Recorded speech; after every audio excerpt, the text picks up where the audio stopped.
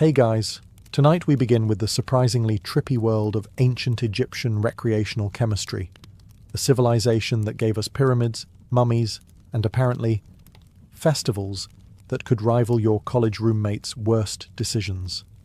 So before you get comfortable, take a moment to like the video and subscribe, but only if you genuinely enjoy what I do here. And let me know in the comments where you're tuning in from and what time it is for you. It's always fascinating to see who's joining us from around the world. Now, dim the lights, maybe turn on a fan for that soft background hum, and let's ease into tonight's journey together.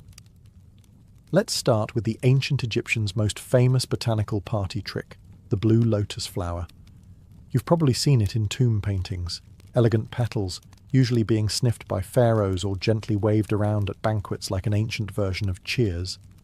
But this flower wasn't just ornamental.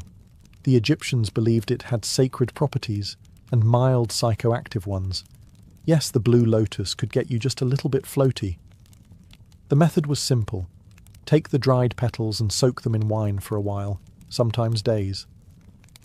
Then drink the infusion at festivals, ceremonies, or presumably, whenever you felt like tuning out the sound of 200 people chanting hymns at top volume. The result was a soft, dreamy euphoria. Not enough to make you forget your name, but enough to make pyramid building sound like a fun group project. Now, to be clear, the Egyptians didn't call it getting high. They called it communing with the gods.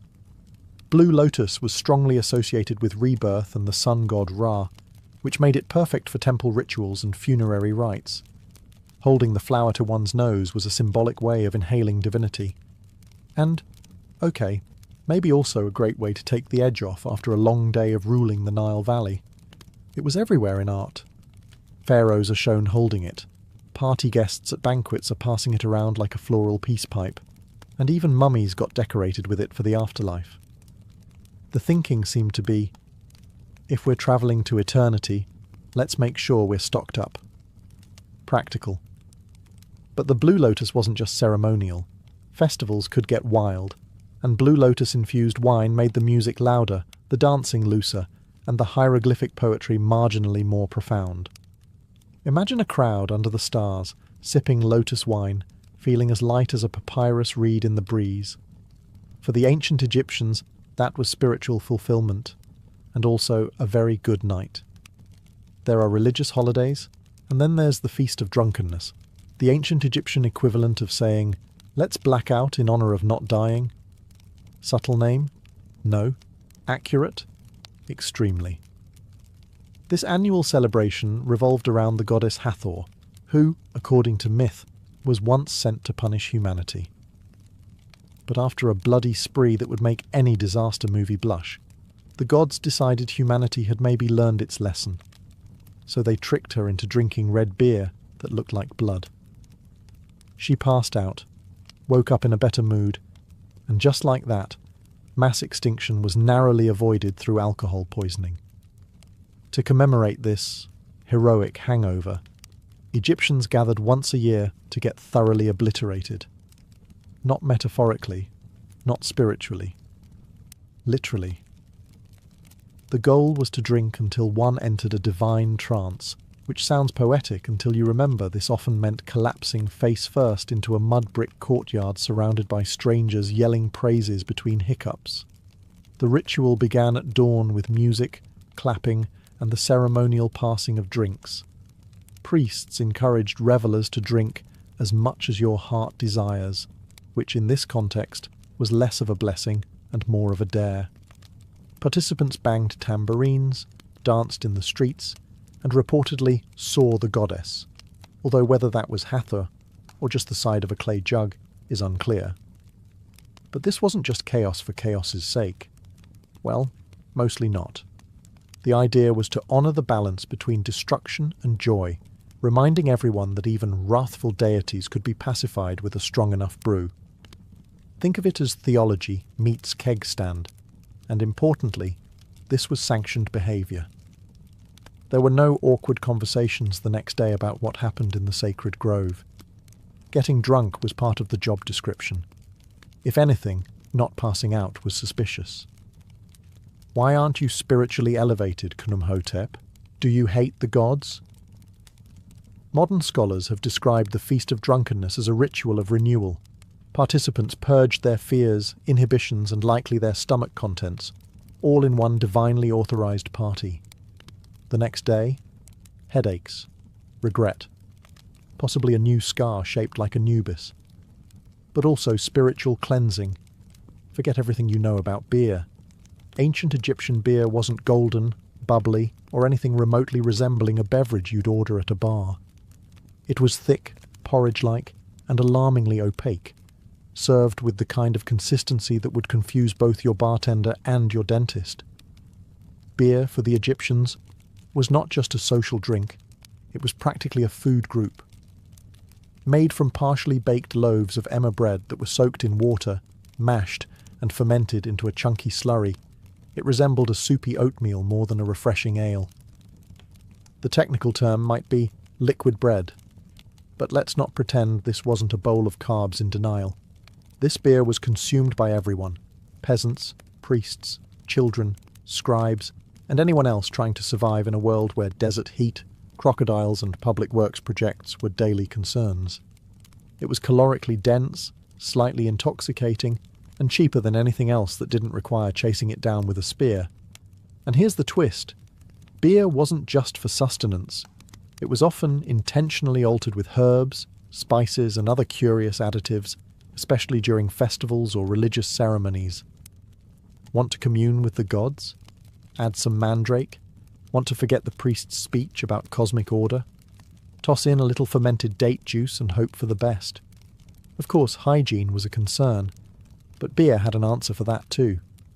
Water could kill you, but beer had been boiled, fermented, and spiced. It was safer than the Nile, and often more reliable than your co-workers. In terms of strength, Egyptian beer ranged from mildly numbing to, I forgot how sandals work. While the alcohol content wasn't high by modern standards, the sheer quantity consumed made up for it. Workers on state projects like pyramid building were often paid in beer, a daily ration of several litres, which means that half of ancient Egyptian labour was fueled by liquid gluten and mild intoxication. Let's talk beer. Or rather, let's talk about a viscous, beige, bread-adjacent fluid that the ancient Egyptians cheerfully called beer, and that modern brewers would call a war crime.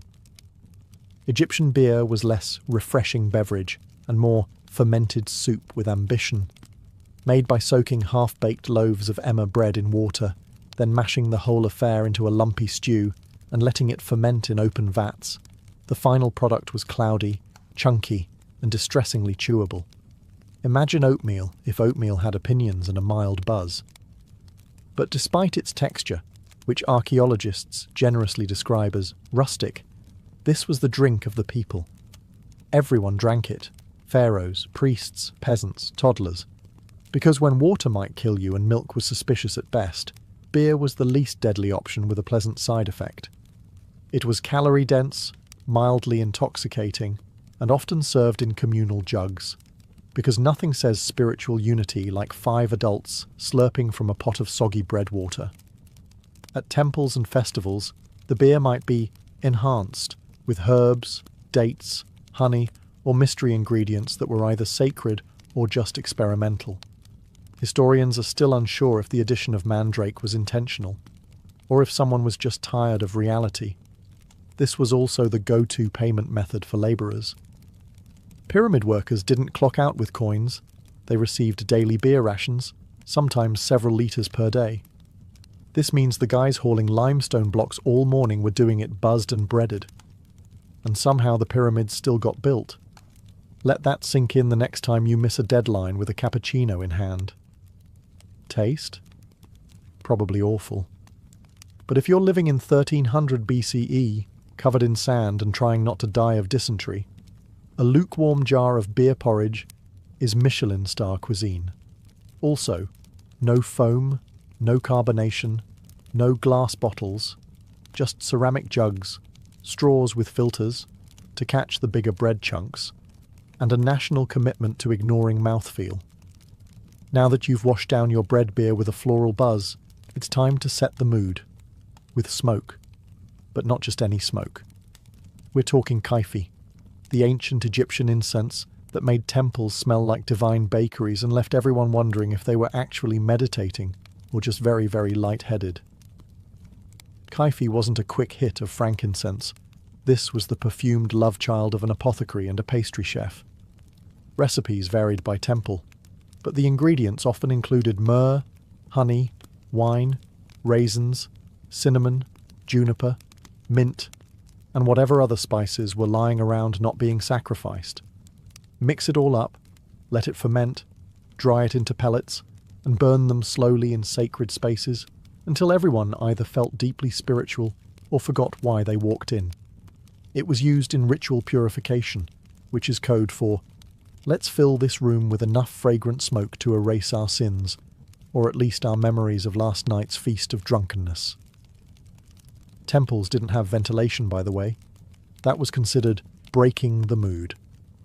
So imagine standing in a limestone cube next to a sweating priest waving a smoking dish of kifi, like it's Fabreze for the soul, while a chant drones in Coptic monotone behind you.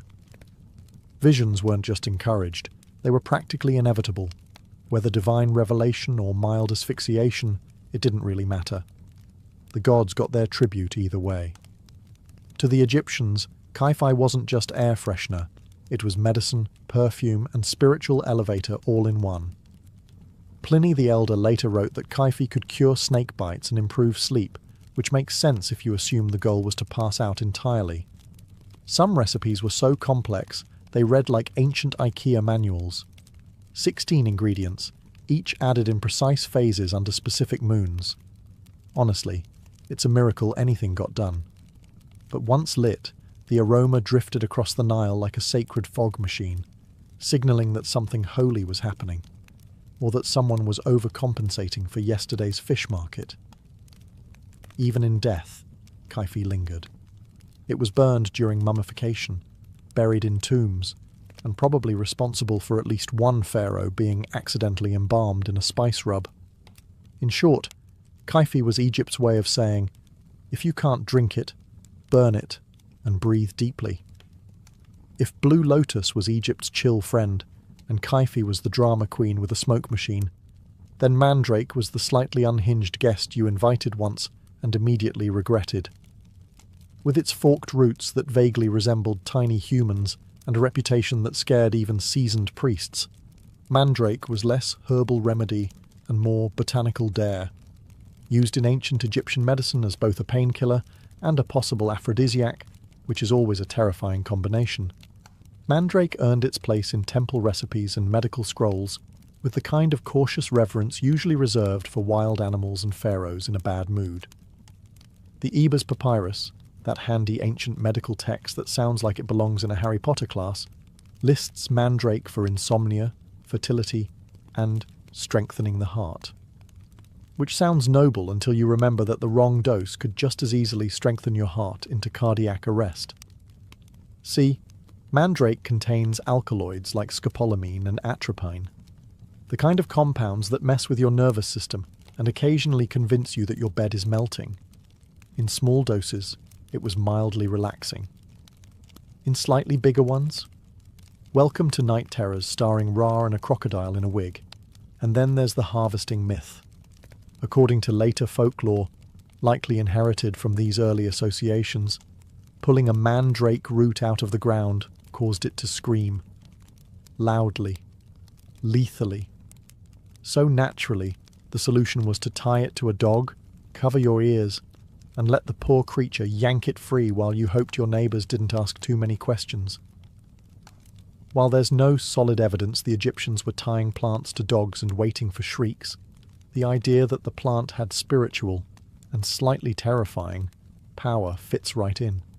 Mandrake may have been used in rituals, fertility rites, or just slipped into beer for those who preferred their hallucinations with a rooty aftertaste.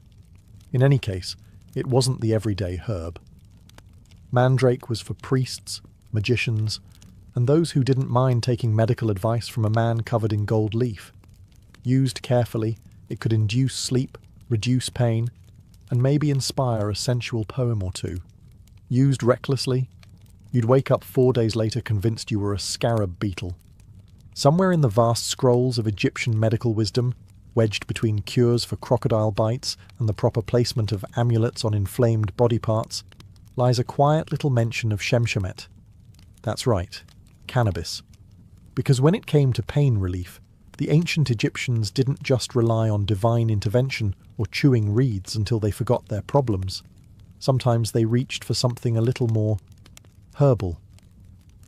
Cannabis appears in medical texts like the Ebers Papyrus and Ramesseum Papyrus, mostly as a treatment for inflammation, sore eyes, and various gynecological complaints.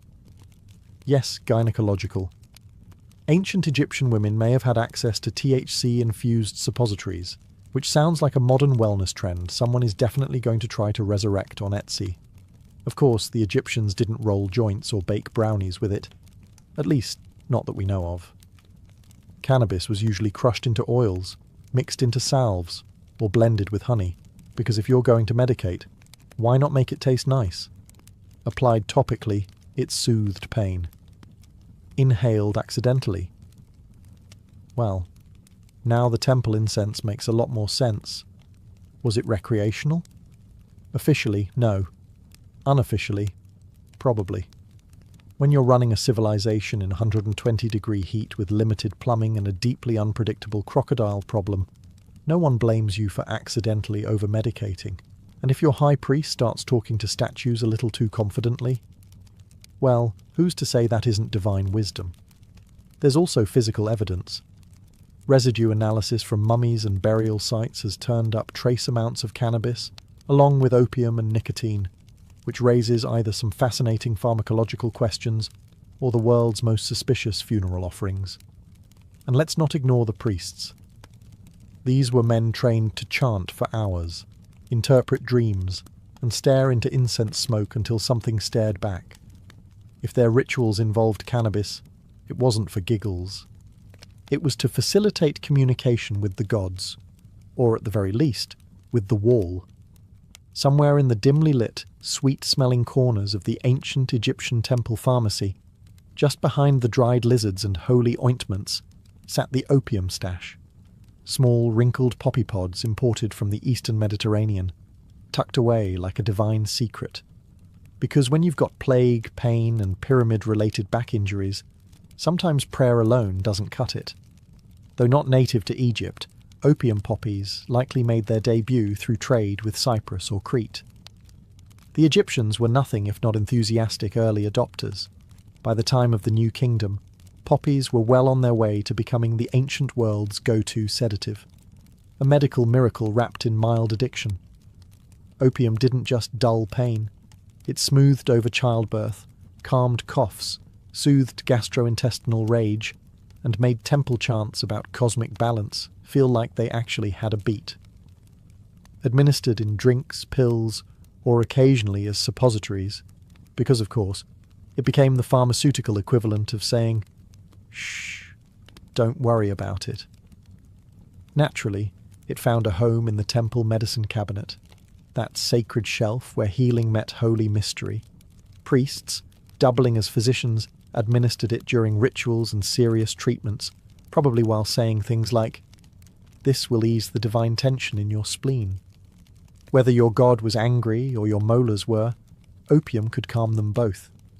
The ancient texts don't call it opium directly, of course. That would be too helpful. They reference extracts from the poppy plant, in the same vague way modern labels say natural flavours, which is never comforting. But let's not pretend this was all medicinal. There's always a blurry line between spiritual elevation and a really good nap. And for elite Egyptians, especially those being embalmed, opium might have been part of the final send-off. What better way to face the underworld than totally blissed out and blissfully unaware of the scarab beetle crawling across your nose?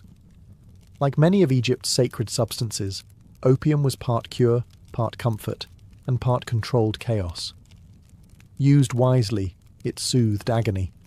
Used poorly, it turned temple assistants into spaced-out background dancers. Still, in a world of tooth drills, snakes, and sandstorms, a little somnolent magic went a long way.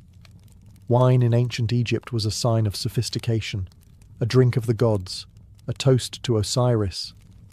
But don't let the elegant amphorae fool you. This stuff could hit like a chariot accident, especially when it came laced with the ancient equivalent of a little something extra. Wines weren't just fermented grape juice.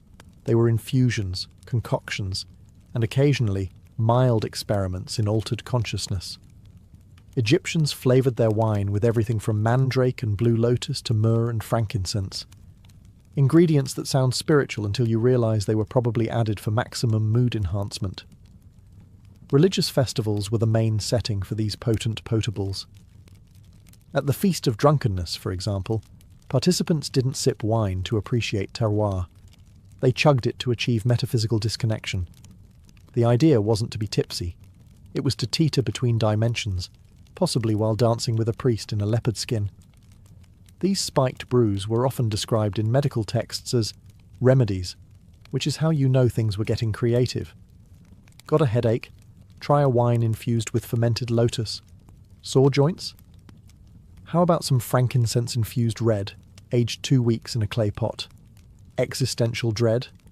Well, that one needed priestly supervision, and possibly a floor mat, and it wasn't just mortals enjoying this liquid therapy. The gods themselves were believed to appreciate a good spiked offering. Vats of wine were ritually poured out in temples, left as offerings in tombs, and used in ceremonies to help the divine descend into statues, or at least wobble in their general direction. Let's be clear, this wasn't your average table wine. Depending on the additives, these sacred brews could calm nerves, ease pain, or launch a midsummer banquet into full psychedelic mystery cult territory. And because everything was part of a ritual, no one could really question the dosage. If the room spun, it was spiritual. If you passed out in the lotus garden, that was divine communion. For the ancient Egyptians, wine wasn't just a beverage.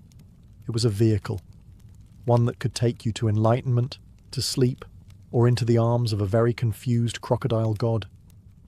For a civilization obsessed with order, ritual, and geometry, the ancient Egyptians had a surprisingly open mind about trance states. In fact, they encouraged them, just not during accounting. These altered mental states were seen as direct channels to the divine, or at least to some deeply theatrical inner monologue. Possession, divine, not demonic, was often treated as a religious promotion, not a medical emergency. If a temple dancer started convulsing mid-routine, she wasn't rushed out by worried acolytes. She was applauded.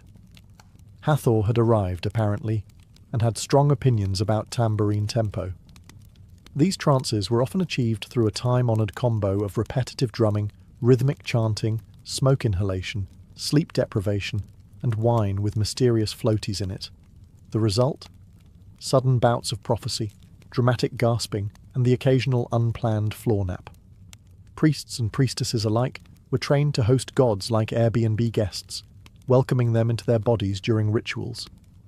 This included changes in voice, posture, and a sudden urge to announce cryptic things while staring into a fire. In many temples, it was just another Wednesday. To outsiders, it may have looked like a mass fainting spell, but within the temple, this was how messages from the gods were delivered. Sometimes the gods advised. Sometimes they scolded. Sometimes they demanded more cake offerings, which says a lot about ancient theology and ancient appetites. The trance wasn't always voluntary either.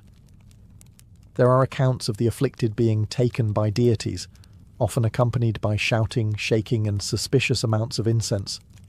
Whether these were actual divine messages or simply what happens when you inhale 4 hours of Kifi smoke next to a flaming brazier is still debated. Of course, once the trance ended, the possessed party returned to normal, often looking slightly disoriented and very sweaty. The ritual concluded with applause, a sip of sacred wine, and possibly a nap behind a pillar, while someone else mopped up the sanctified drool. To modern eyes, divine possession might look like performance art meets heatstroke. But to ancient Egyptians, it was the pinnacle of religious experience, the moment when the divine broke through the sandstone barrier of reality to drop a few cryptic life tips. You'd think death would be enough to stop someone from getting invited to a party. Not in ancient Egypt. The line between the living and the dead was more of a soft suggestion, like, don't swim after eating, or maybe don't chisel hieroglyphs drunk. Egyptians didn't just respect the dead, they actively included them in social plans. This wasn't metaphorical. Families visited tombs during festivals like the beautiful Feast of the Valley, lugging baskets of food, jugs of beer, and the general vibe of a tailgate party, if the tailgate was parked in a necropolis. They'd sit outside the tomb, eat, drink, and commune with the deceased, which usually meant talking to the wall and hoping Grandma appreciated the pickled fish. Many tombs had false doors, carved portals through which the dead could receive offerings. Whether this meant spiritually or just enjoying the smell from the other side is unclear. Either way, ancient Egyptians believed the dead could still enjoy food, drink, music, and a decent bit of gossip. So naturally, they threw them parties. Music was played, incense was burned, libations were poured. Sometimes the living got drunk enough to cry, confess secrets, or accidentally sit on sacred offerings. It was like a family reunion, only with fewer arguments and slightly more embalming fluid. These gatherings weren't just acts of remembrance. They were also mutually beneficial transactions. The living fed the dead. The dead, in theory, blessed the living in return. Good crops, protection, fewer nightmares involving hippos. Everyone won. Sometimes people even slept overnight in tombs, hoping for dream visions from their departed loved ones, or the occasional unsolicited advice from a former accountant turned ghost. Stop lending money to your brother, the dream might say. And also, the amulets go on the left. To modern sensibilities, this sounds macabre. To the Egyptians, it was completely logical. The afterlife wasn't a goodbye, it was just a new address. And if Great-Uncle Horemheb wanted to attend the party via divine osmosis through a stone wall, who were they to say no? For all the incense, holy trances, and sanctioned debauchery, ancient Egyptian revelry came with a price, and it usually arrived sometime around sunrise with a pounding headache and the vague memory of yelling at a statue. Yes, even in a world where Blue Lotus was medicine and beer was breakfast, the morning after hit just as hard. Archaeological texts are suspiciously quiet on the subject of hangovers, which is probably because no one was in the mood to write hieroglyphs when their head felt like it had been smited by Ra himself. But the evidence is there. Medical papyri describe pains of the head and recommend treatments involving herbs, honey, and sometimes just lying very still while pretending to commune with the gods. In more advanced cases, a ritual cleansing was recommended, which usually involved a priest, a bucket of cold Nile water, and possibly a stern lecture on moderation that no one remembered hearing. The real trick, of course, was plausible deniability. If you'd danced shirtless in the temple or passed out in a tomb alcove, you didn't say, "I overdid it." You said, "I was overcome by the divine." It wasn't a blackout. It was a mystical encounter with Hathor's laughter. Much more respectable. And for the truly unlucky. There was always purging. Not metaphorically, literally. The Egyptians were fond of emetics, lovely concoctions designed to evacuate your sins from both ends. Imagine being handed a drink that tastes like regret, and being told, "This will restore your balance." Moments later, your balance is definitely gone. The priests, of course, fared better. They had training. They had ritual authority. And most importantly, they had people to carry them home. Meanwhile, common revelers woke up with lotus petals in their hair and sandal imprints on their faces, wondering whether they'd danced with a god or just someone very committed to the role. Still, no one swore off the next celebration, because spiritual enlightenment, as it turns out, is addictive, especially when it comes with beer, smoke, and a mild chance of falling into a trance and yelling your neighbour's secrets in front of a statue. When ancient Egyptians prepared for death, they didn't just pack linens and a decent eulogy. They packed snacks, and drugs, and possibly a backup stash, just in case eternity got boring. Because if you thought the partying stopped after your heart was weighed, think again. It just moved underground. Tombs weren't silent, solemn places. They were carefully curated starter homes for the soul, complete with food, booze, and mood-enhancing herbal arrangements. Mummies were entombed with blue lotus petals, wine jugs, incense cones, and the occasional sealed mystery jar, which archaeologists now eye with both reverence and mild suspicion. Take Tutankhamun, for example. When Howard Carter cracked open his tomb, he didn't just find gold and furniture. He found wine, oils, herbs, and what can only be described as the ancient Egyptian version of a wellness kit. If a modern influencer were buried today, it would look disturbingly similar, minus the canopic jars.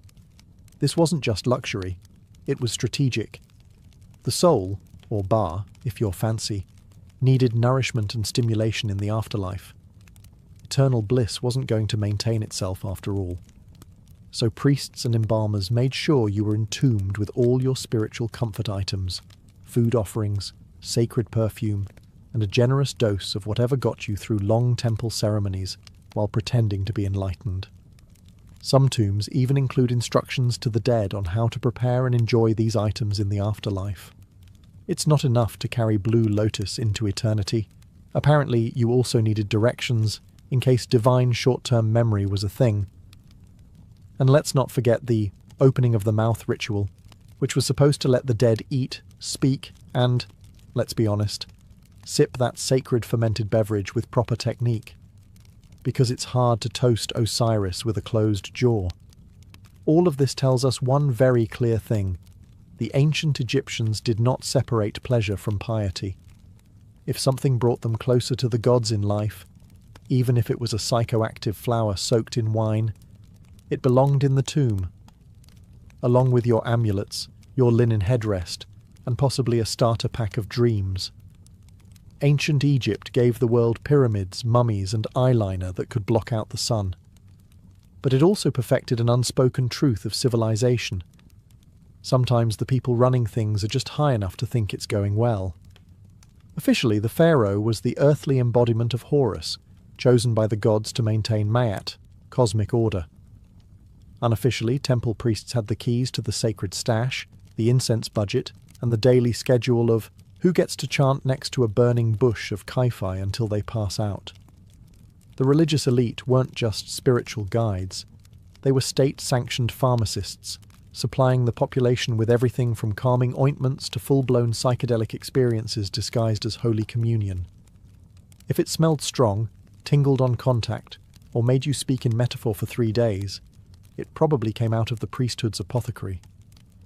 And while pharaohs wore the crowns, it was the priests who knew how to blend mandrake with wine and not kill anyone.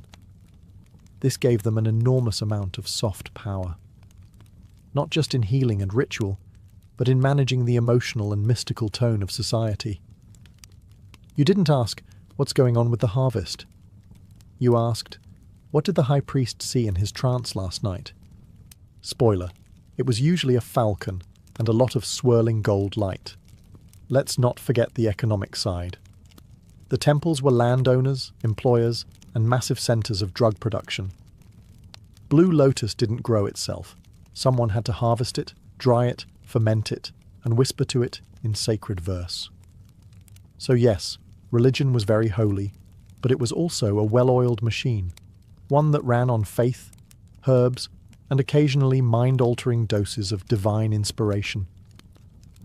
In many ways, the question of who ruled Egypt was less about crowns and more about who controlled the incense burners. Because if the gods spoke through visions, and the visions came after a priest sniffed something pungent in a sealed chamber, well, you do the math. In theory, ancient Egypt was all about balance, justice, and order. In practice, if you were rich enough to afford a private tomb and someone to fan you while you digested, you also had access to the good stuff, the kind of narcotic rarities that didn't show up in the village clinic scrolls. Make no mistake, ancient Egyptian society was a hierarchy, and mind-altering substances followed the same rules as everything else. Pharaoh at the top, goat herder at the bottom, and everyone else politely sniffing dried flowers and pretending it was enough. While commoners got barley beer, and maybe a whiff of temple incense if they leaned close enough.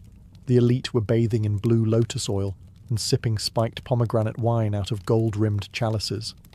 Some of the more potent substances, mandrake, Kai-Fi blends laced with opium, imported cannabis resins, were likely restricted to ritual or medical use, which just happened to align perfectly with the daily schedules of court officials and high priests. Funny how that worked out. Take Pharaoh himself. The divine ruler of Upper and Lower Egypt couldn't be expected to process the metaphysical weight of ruling without a little help from the sacred pharmacopoeia.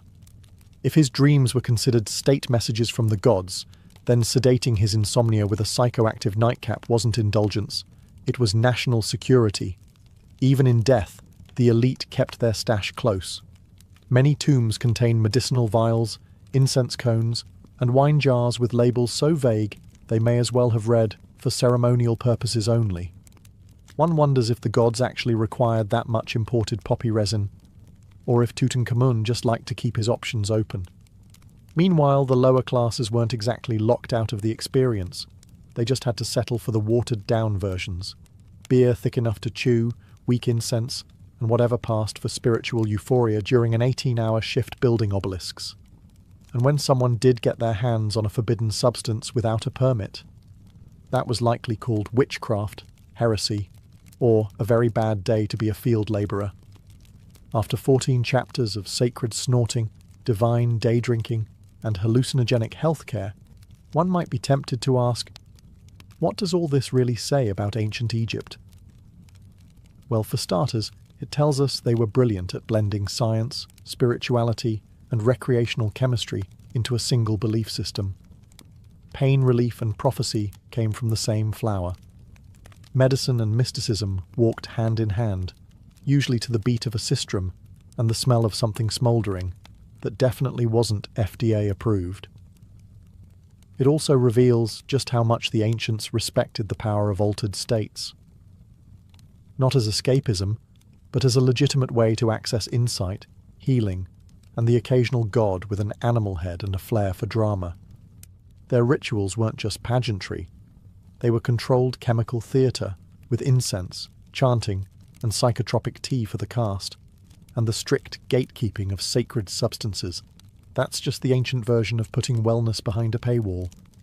The elite had their blue lotus spas and imported opium. Everyone else got lukewarm beer and an eye infection.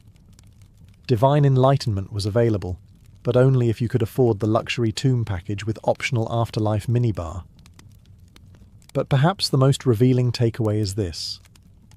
Humans have always wanted to feel more, see more, and know more, especially if it involves lying down in a temple and not doing chores.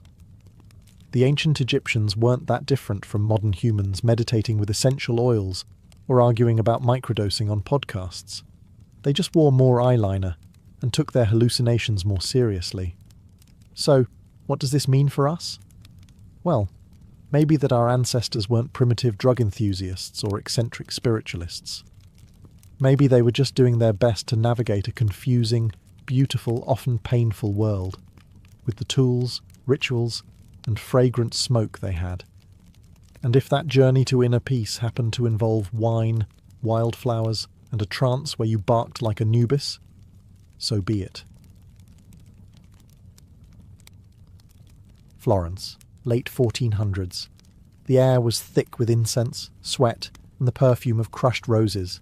The city was bursting with art, intellect, and political intrigue, but also a very specific kind of madness, the obsession with beauty.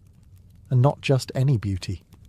Renaissance beauty, the kind that meant looking like a porcelain statue, even if it killed you. Enter Sarasa, a luxurious, silky white face paint made from, you guessed it, lead. Yes, actual lead. Women across Florence, Venice, and beyond smeared this shimmering poison across their cheeks, foreheads, and décolletage to achieve that ultra-pale, ethereal look. Because in a world where tan skin meant labouring under the sun like a peasant, looking like a walking cadaver was the ultimate flex.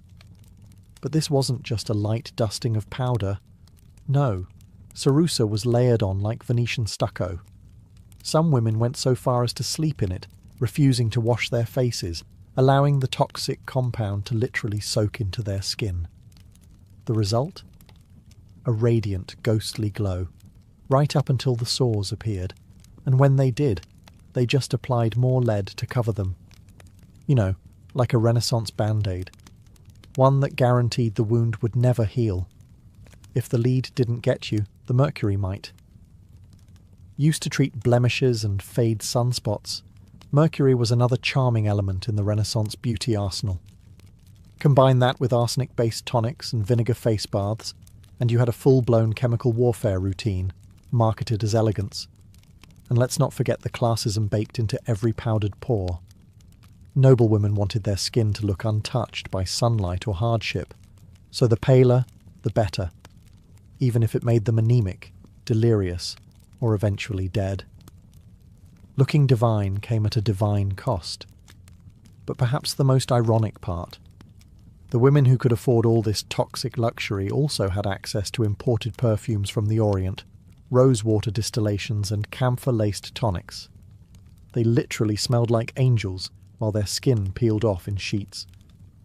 If you had a functioning pair of eyebrows in Renaissance Florence, you clearly weren't trying hard enough. In the never-ending quest to resemble a Botticelli painting or a particularly fashionable egg, Renaissance women plucked their hairlines and eyebrows into oblivion. A high, rounded forehead was considered the epitome of beauty. The higher your forehead, the more noble and intelligent you appeared. So women willingly yanked out rows of hair from their brows and along their hairline with tweezers, rough cloth, or even seashells. This wasn't a one-time affair. It was routine maintenance, a weekly ritual of pain and precision. For stubborn hairs, women rubbed in concoctions made from walnut oil or cat dung, yes, cat dung, to thin the regrowth. Some even scorched stray hairs off with candle flames, because nothing says grace and refinement like lighting your face on fire.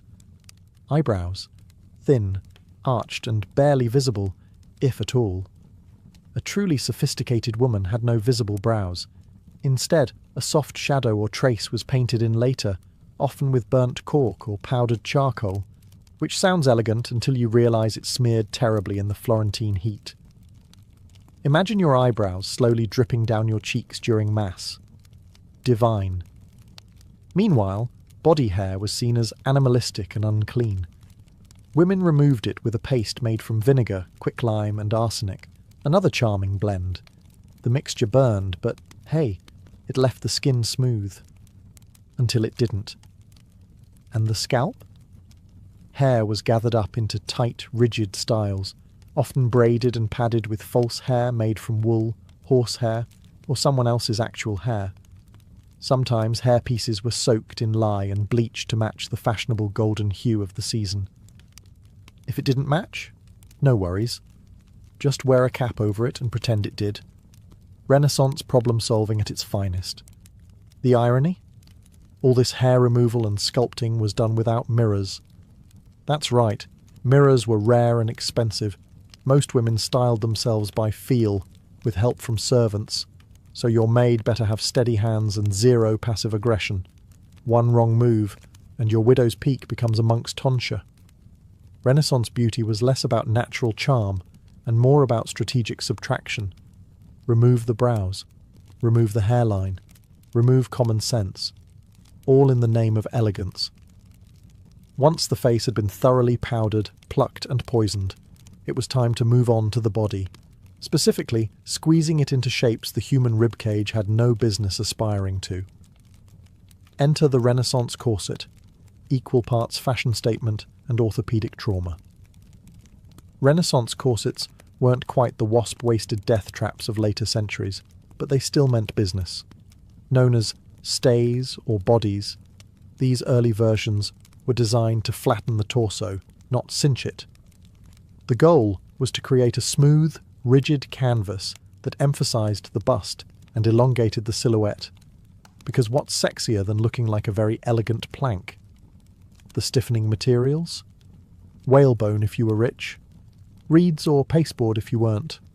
All of it sewn into linen and laced tightly across the back. Getting into one required assistance, determination, and a surprising tolerance for losing peripheral vision. A fully dressed noblewoman was essentially an armoured artichoke, layered, spiked, and strangely delicate. And corsets weren't just about looks, they were moral statements. A straight, upright posture indicated inner virtue. Slouching, on the other hand, suggested moral laxity and possibly demonic possession.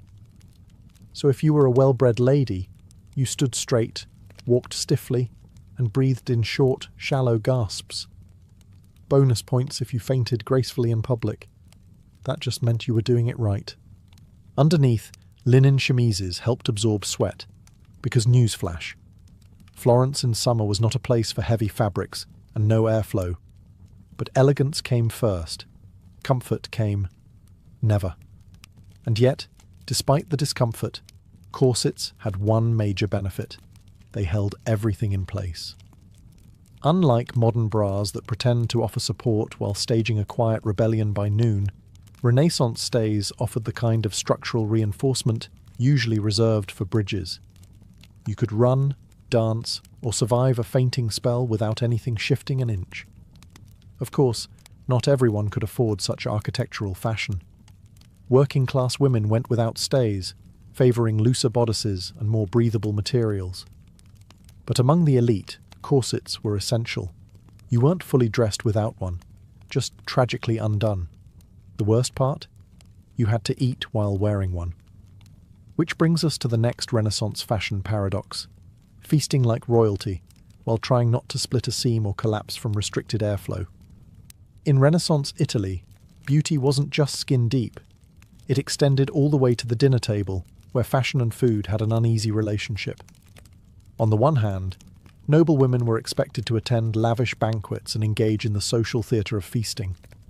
On the other hand, they had to do it while squeezed into a corset so tight, their internal organs were basically roommates.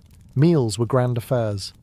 Tables groaned under the weight of roasted peacock, marzipan sculptures, and gilded fruit. But for upper-class women, actually eating was a delicate performance. You could nibble, you could sip, but you absolutely could not unhinge your jaw and go to town on a goose leg.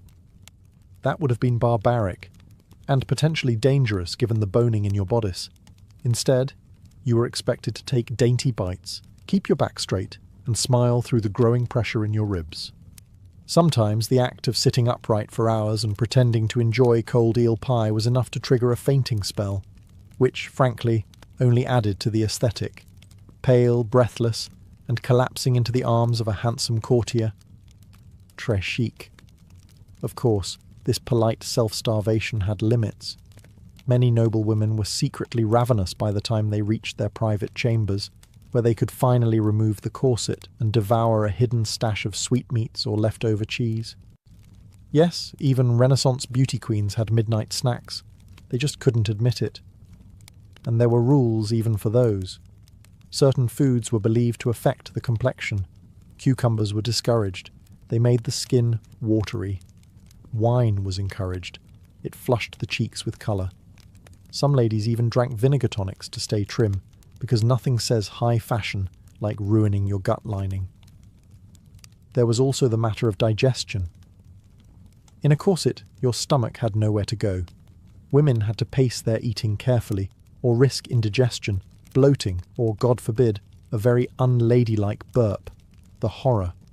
So while men got to recline, drink heavily, and argue about Dante, women mastered the art of elegant restraint, eating just enough to seem sociable, but never enough to ruin the line of their gown. Once the face was painted, the hair plucked, the corset tightened, and the food politely nibbled, it was time to smell expensive. In Renaissance Florence, your scent wasn't just a finishing touch, it was a social weapon. A noblewoman's fragrance was as carefully curated as her lineage, and failing to smell like imported luxury was basically a scandal. The Renaissance nose had standards. Common folk might reek of garlic, goat, and existential dread, but the elite, they wafted through salons and basilicas trailing clouds of rosewater, musk, ambergris, and exotic spices. If you walked past a duchess and didn't feel mildly intoxicated by her scent, she wasn't trying hard enough. perfume was big business. Italy, especially Venice, was the European hub for distillation, but the most coveted ingredients came from farther afield. Frankincense from Arabia, myrrh from Ethiopia, cinnamon from Ceylon, and ambergris, a waxy, oddly pleasant-smelling substance from the intestines of sperm whales. It was outrageously expensive and wildly fashionable. Basically the Renaissance equivalent of dabbing yourself with designer whale bath. These perfumes weren't just for pulse points. They were soaked into gloves, stitched into dress linings, and sprayed onto handkerchiefs that ladies would flutter dramatically whenever someone less hygienic came too close, which was often. Streets were filthy. People bathed irregularly. Perfume wasn't a luxury, it was armour. And for the ambitious beauty, scent layering was essential. First came the scented bath, usually a rinse of rosewater or camphor. Then a dusting of crushed violet petals, followed by an oil rubbed into the temples or wrists, and finally, a heavy mist of whatever concoction your apothecary swore would make men weep and rivals faint. Some even wore pomanders, delicate perforated orbs filled with aromatic herbs, around the neck or waist. Others dangled them from their belts, like olfactory warning bells. Approach with caution. I smell of cinnamon and judgment. But these potions weren't always benign. Some perfumes contained turpentine, or tinctures so strong they could trigger headaches, nausea, or fainting. One wrong blend and you went from seductive to insufferable. Still, the right fragrance could open doors, or at least noses. A woman who smelled divine had power. Power to entrance, distract, or just to survive a crowd of unwashed poets. If Renaissance beauty was a battlefield, then fashion was the armour, and Florence was its glittering war zone. The fabric you wore didn't just say something about you, it screamed, it sang. It flounced down the street declaring your family's wealth, your husband's rank, and whether or not you had any shame in bankrupting him for a sleeve. Velvet was the crown jewel. Imported, dyed and woven with the kind of care usually reserved for saints' relics, velvet was thick, heavy, and absurdly expensive. Wearing it in summer, a true power move. You were hot, yes, but you were important. Then came brocade. Not content with mere colour, brocade brought patterns into the picture. Lions, vines, even entire religious scenes woven in gold thread. And we're not talking about subtle accents.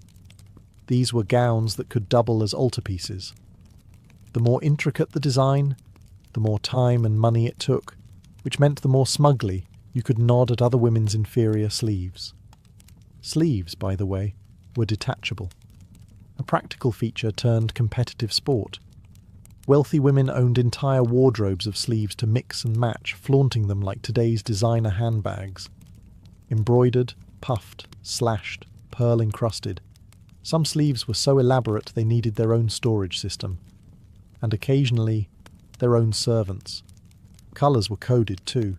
Deep blues and crimsons were made with rare dyes, like lapis lazuli and cochineal. Pigments so expensive they were locked away like treasure. Only the rich could afford these hues, and sumptuary laws in places like Florence tried, and failed, to restrict certain colours to the nobility. But laws are boring. Dresses were not. Even the underlayers were ornate. Chemises were trimmed with lace. Petticoats peeked out in silken flashes. And girdles, belt-like accessories, weren't just decorative. Some were studded with gems and hidden pockets for perfume, prayer books, or possibly revenge notes. But all this fashion came at a price, literally. A single gown could cost more than a year's wages for a craftsman, and yet noble women didn't just have these gowns, they needed them. Every social event was a stage, and every outfit a statement. Wearing the same thing twice? Social suicide. Renaissance fashion didn't stop at the ankle, though, in fairness, no one was really supposed to see your ankles. Modesty dictated that a woman's feet be kept decently hidden beneath layers of brocade and silk, which was a pity, considering how completely ridiculous Renaissance footwear often was. Let's start with the Chopin. The most theatrical shoe ever invented, Chopins were essentially high-platform soles. Think ancient Roman sandals crossed with stilts. Originally from Venice, they were designed to keep fine dresses above the muddy, plague-infested streets. But over time, function gave way to fashion, and chopines got taller. Much taller. Some were over 20 inches high. Yes, that's not a typo. 20 inches. Wearing them required balance, training, and frequently a servant on each arm. Walking unaided was considered both a physical feat and a social risk. If you fell, you didn't just lose your dignity, you might take out half the wedding party with you. In Florence, chopins weren't quite as extreme, but the trend still trickled down. Wealthy women wore delicate pointed slippers, often made of velvet, embroidered with silk thread and lined with fur. These were indoor shoes. Outdoors, you wore pattens, wooden or cork platforms strapped underneath your slippers to protect them from the street. A practical solution, unless you tripped and shattered your kneecaps on cobblestones. Foot binding wasn't a thing in Renaissance Italy, but the pressure to have dainty, narrow feet absolutely was. Shoes were pointed, narrow, and not built for actual walking.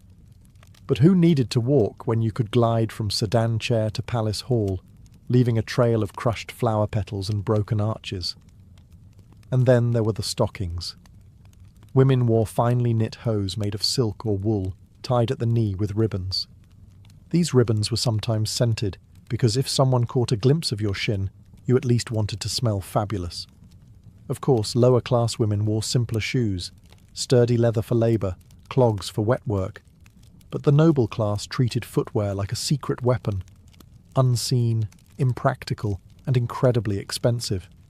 All of it reinforced a single message. Real ladies didn't walk. They floated. They glided. They suffered gracefully and in style. After hours of being powdered, plucked, laced, perfumed, stuffed, and platformed, what came next? That's right, dancing.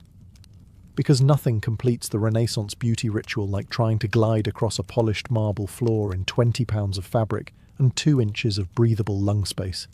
Courtly dances were serious business. These weren't your carefree, tavern-style reels. No, Renaissance court dances were slow, elegant, and excruciatingly choreographed. Every step was rehearsed, every movement symbolic. The wrong foot placement could imply social ineptitude. A misstep? Scandalous. You might as well shout, "I own nothing in lapis lazuli," and run barefoot into the Arno. For noble women, dancing was a test of composure. The most popular forms, like the pavan or the galliard, required gliding in precise patterns, keeping your gaze modest, and never, under any circumstance, breathing through your mouth. That was considered undignified. Which is unfortunate, because corsets did not allow for deep breaths. Every galliard leap was a calculated gamble against passing out cold. And yet, it was crucial. A woman's grace on the dance floor was as vital to her reputation as her dowry. Parents hired dance tutors the way modern influencers hire lighting designers. You learned how to turn, how to bow, how to fan yourself just enough to be mysterious, but not so much that you looked sweaty. The goal was to radiate effortless control, even as your shoes blistered and your ribs whimpered. There was also the matter of social strategy. Dancing offered rare opportunities to interact, briefly, with eligible men. Gloved hands touched for a moment, eyes met during a bow, perfumes mingled. It was flirtation with footnotes. But say too much, move too boldly, or, heaven forbid, laugh. You risked ruining your entire aesthetic of pious elegance. Meanwhile, the background noise of every court event was a choir of judgment. Other women critiqued your gown, your hairstyle, your posture. Servants whispered, tutors fretted, and all the while you had to maintain the illusion that none of it mattered. But it did. A clumsy turn or an off-rhythm curtsy could haunt you for weeks. So you danced, you smiled, you endured. And when the music finally stopped, you excused yourself to repowder your sweat-streaked Sarossa before round 2. The guests had departed. The candles had melted into waxy puddles, and the Renaissance noblewoman, divine, dazzling, and delicately dying inside, finally made it back to her chambers. But sleep? Not yet. First came the Renaissance version of the night routine. Spoiler alert, it was less self-care and more controlled deterioration. Step 1. The unmasking. Out came the linen cloths, rose water, and raw egg whites. The lead-based Sarussa had to be gently removed, not because it was delicate, but because scrubbing too hard would take skin with it. Many women used a mix of almond oil and vinegar to lift the layers, hoping their complexion underneath wasn't too ravaged. Spoiler, it usually was. Then came the hair, or what was left of it. Carefully, the pins and fake braids were uncoiled. Any adhesive used to keep forehead wigs in place had to be dissolved with herbal tonics. Ladies hoped the cat dung and quicklime they used for hair removal earlier in the week hadn't left bald patches. No pressure. Next, the corset unlacing, a spiritual experience, one that usually involved gasping, groaning, and possibly an audible crunch as ribs regained their original shape. Women could finally breathe. Not deeply, but enough to sigh in relief and maybe whisper, "Never again," for the 100th time. The feet were peeled out of slippers, revealing the crushed remains of what used to be toes. If you were lucky, your servant brought a basin of warm water with lavender or rosemary to soak them. If not, you just stared at your feet and wondered if you'd ever feel joy again. Finally, you were rubbed down with sweet oils, or, if you were particularly devout or paranoid, an alchemical tonic promising to preserve your youth. Never mind that it smelled like old copper and probably contained powdered beetles. Beauty is pain. Also possibly pestilence. And then, at last, the candle was blown out. Not with a huff, still too improper, but a delicate puff, like you were apologizing to the flame. You lay back, hairline 2 inches farther back than it was last year, skin slightly more ghostly than the day before, lungs recovering from corset trauma. But tomorrow, you'd do it all again. Because in Renaissance Florence, beauty wasn't just a look, it was a lifestyle. A full-time, high-stakes performance with no intermission. And the audience? Everyone. Before Irizumi became linked to crime syndicates and back-alley parlours, tattoos in Japan carried a far more complex and layered identity, one deeply rooted in honour, mythology, and labour. Long before the Edo period, Japanese tattoos were used as punitive marks, burned or etched into criminals' faces and arms to permanently brand them as outcasts.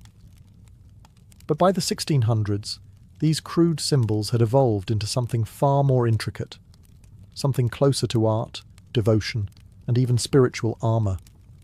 In Edo Japan, society was rigidly structured. Class divisions were clear. Samurai had swords. Merchants had rules. Everyone else? They had restrictions. The Tokugawa shogunate enforced strict codes on dress and behaviour, especially for the lower classes.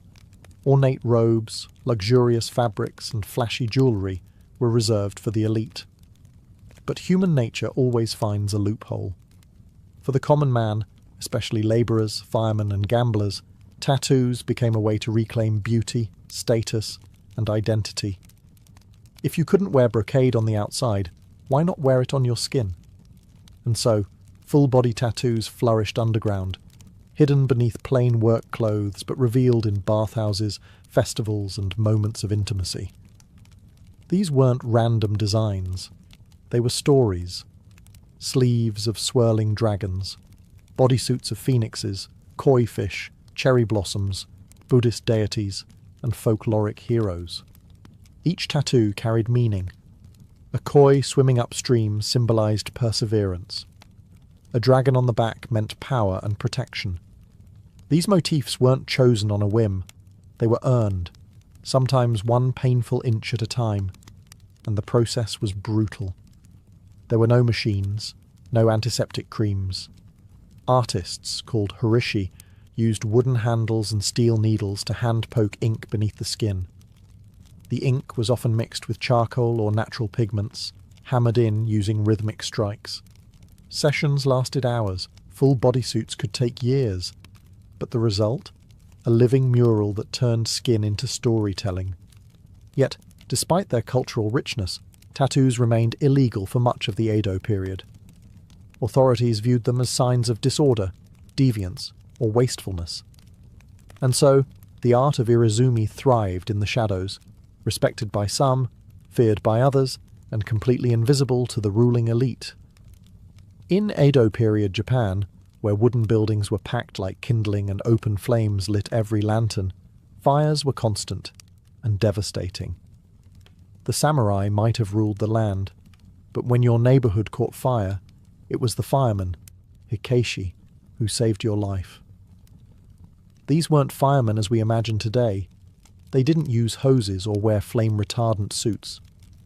Instead, they carried hooks, axes, and raw courage. Their job wasn't to extinguish fires. It was to tear down nearby structures and create fire breaks before the flames could spread. This meant climbing onto burning rooftops and dismantling homes by hand, often while embers rained from the sky. Naturally, these men developed a culture of bravado, toughness, and brotherhood, and central to that culture was tattooing. Full-body tattoos, Irizumi Horimono, became a badge of honor among the Hikeishi. Not only were they stunning displays of strength and endurance, they were deeply symbolic. Dragons for power, tigers for courage, gods and demons for spiritual protection. When a fireman stripped off his uniform to reveal a full suit of swirling ink, it wasn't vanity, it was armor. And the pain? It was part of the point. Sitting for hundreds of hours while needles punctured the skin was a rite of passage. If you could endure that, you could face down an inferno. The tattoos weren't just decoration. They were proof of fearlessness, commitment, and pain endured for the good of the group. Some crews even shared themes with all members sporting similar motifs to reflect unity. You'd see entire teams marked with identical dragons across their backs, or coordinated waves and blossoms swirling down their arms. This wasn't gang behavior. It was solidarity, brotherhood forged through smoke and fire. But it wasn't legal. Tattoos were still frowned upon by the authorities, seen as vulgar or wasteful, especially for public servants. So the Hikeishi wore their ink beneath their clothes, only revealed in private bathhouses or celebratory festivals, where their role as local heroes gave them a pass, at least temporarily. Ironically, these same men were admired in their neighborhoods and feared by the elite. Their tattoos were marks of danger to some, of devotion to others. Beyond the fire brigades and labor crews, another group embraced the painful elegance of Irizumi, the gamblers, rogues, and thrill-seekers of Edo's underground. These were the drifters of the ukiyo, the floating world, a term that described both the pleasure quarters and the transient nature of existence itself. And in that fleeting world, tattoos were a language of risk, identity, and rebellion. Many of these men were bakuto, professional gamblers who roamed the country with dice, cards, and an uncanny ability to separate samurai from their stipends. While the bakuto had no formal organization at first, they lived by their own codes of loyalty, honor, and toughness. In a society that relegated them to the fringes, tattoos became a way to reclaim dignity, to turn a marginal life into one of meaning, one needle prick at a time. Their tattoos were bold, provocative, and unapologetically visible in the right settings. Peonies, fierce warriors, gods of fortune, and snakes slithered across their torsos. These weren't the quiet, contemplative inkings of monks or the civic pride of firemen. These were power statements. Visual declarations that said, "I don't follow your rules, I live by my own." Many designs referenced famous characters from Japanese folklore and kabuki theatre, heroes like Sakata Kintoki, Minamoto no Yoshitsune, or even mythical rebels who challenged authority. The more outrageous the figure, the more admired the tattoo. It wasn't just skin-deep symbolism. It was branding in a society where no one handed you a name unless you fought for it. And yet, despite their outsider status, these men were crucial to the underground economy. They lent money, maintained order in red-light districts, and developed early proto-Yakuza structures. Their tattoos became both a badge and a warning: loyalty within, danger without. Tattooing shops flourished in this world, not always marked with signs, but known through whispers and connections. The horishi became revered figures, their work whispered about in bathhouses and behind sake counters. To be inked by a famous master was an honour. To endure the hours of stabbing pain, a show of grit. For gamblers and rogues, Irizumi was more than art. It was an identity carved in pain, proudly worn in a world that had no place for them.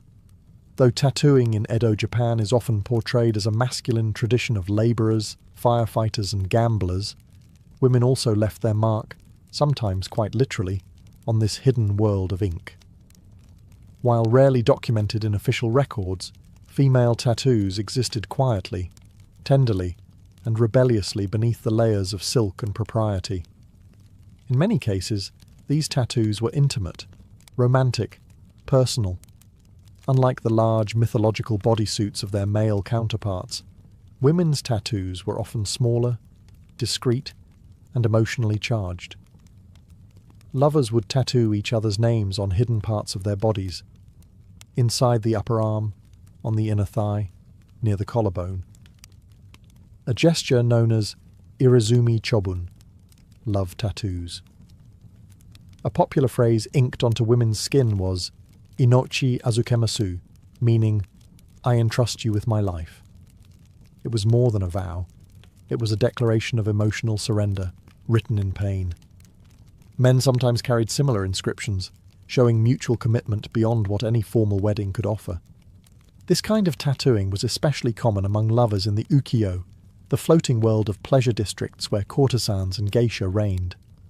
Among high-ranking courtesans, tattoos were sometimes a tool of seduction, a small teasing mark, visible only when a robe slipped just right, became part of the mystique.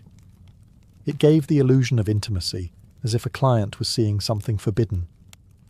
In reality, the tattoo may have been shared with dozens of clients, each believing it was a private secret.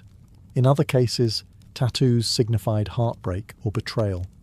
A courtesan might burn or slash a name tattooed on her body after a lover abandoned her, turning passion into scarred testimony. Some even covered these names with new ink, dragons swallowing letters, waves washing away memories. But for women outside the pleasure quarters, tattoos could also be acts of quiet rebellion. Peasant women, fisher women, or wives of tattooed men sometimes followed suit, inspired by the artistry or solidarity. Though they risked judgment, these women wore their ink privately, under their robes, as silent declarations of autonomy. While Edo society officially condemned such markings, especially on women, these tattoos carved out a hidden narrative, one of love, agency, and pain born voluntarily, a story the official histories never bothered to write down. Behind every breathtaking bodysuit, every swirling dragon and tragic hero etched in flesh, there stood the unsung artisans of Edo Japan, the horishi, or tattoo masters. They worked quietly in tucked-away corners of the city, anonymous rooms above tea houses, back rooms of barber shops, or candle-lit apartments that smelled of incense and ink. There were no flashing signs, no customer reviews, just reputation, passed by word of mouth and inked skin. Becoming a horishi was no casual decision. It took years of training, usually through apprenticeship under a master. The tools were basic: wooden handles with clusters of steel needles at the tip, dipped into a thick black ink called sumi, made from soot and animal glue. The technique? Painstakingly slow and deeply painful. The needles were jabbed rhythmically into the skin by hand, often with a bamboo mallet. This process, called tabori, required steady hands, infinite patience, and the mental endurance of a monk. But horishi weren't just craftsmen. They were storytellers, historians, psychologists. A good tattoo master had to understand not only how to tattoo, but what to tattoo. Every design carried meaning. A cherry blossom fading into waves, the transience of life, a tiger climbing a mountain, bravery in the face of impossible odds. The client might bring a request, but the horishi would decide the placement, the balance, the soul of the piece. Clients would return over and over, sometimes for years, to complete their full suit.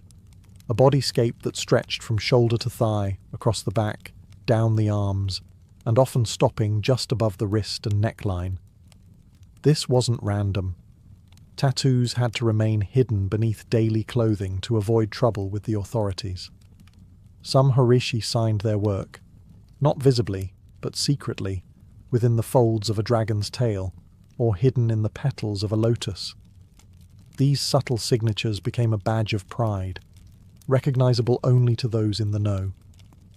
Despite the intimacy of the work, horishi lived with one foot outside of society. Their clientele were often firemen, gamblers, courtesans, people outside the elite. So the artists too lived on the edge, revered by the underground, invisible to the powerful. Irizumi wasn't just something you wore, it was something you survived. Every line, every shade, every drop of colour came at a price, measured in hours of motionless endurance and days of aching flesh. In Edo, Japan, the pain of tattooing wasn't a drawback. It was the entire point. Tebori, the traditional hand-poked method used by horishi, was brutal by design.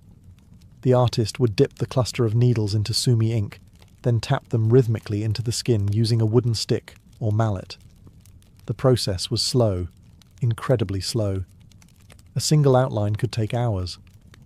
A full-body tattoo might require years of regular sessions, each lasting half a day or more. There were no numbing creams, no mercy. Only the sound of steady tapping and the raw sting of every puncture. But the pain was more than physical. It was symbolic. It separated the dilettantes from the devoted. It was a test of will, patience, and mental control. Clients didn't just receive tattoos. They earned them, and the endurance it took to sit through these sessions became a badge of honour, often discussed with quiet pride in bathhouses and taverns. Firefighters believed that the agony strengthened their courage. Gamblers viewed it as a test of luck and loyalty. Courtesans and lovers took on the pain as a symbol of their emotional depth. For some, it was a punishment. For others, purification. There was a spiritual dimension to it as well.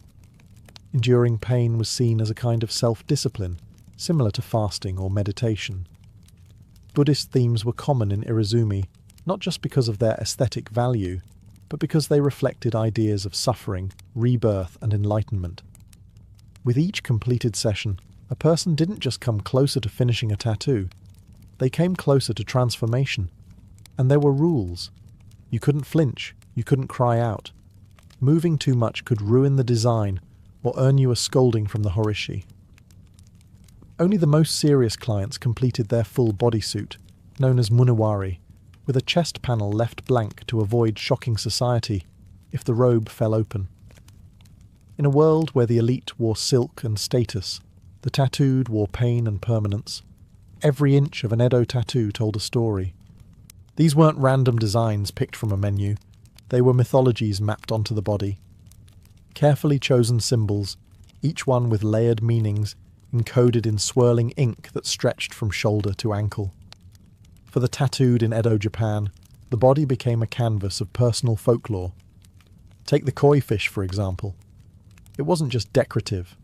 A koi swimming upstream represented strength, determination, and the willingness to face impossible odds. According to legend, a koi that reached the top of the waterfall became a dragon.